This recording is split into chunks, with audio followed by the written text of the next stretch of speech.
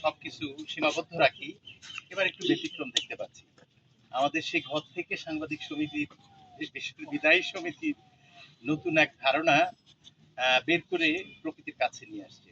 আমরা মৎস্যবোনা অবমুক্ত করার পরিকল্পনা করেছে।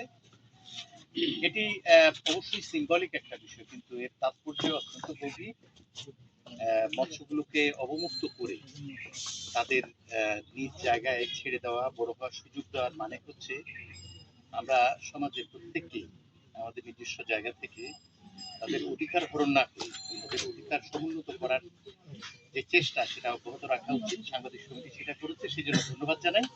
আশা করি এই প্রয়াস শুধু সাংবাদিক সমিতি না, সবাই তালি দাও, তালি দাও।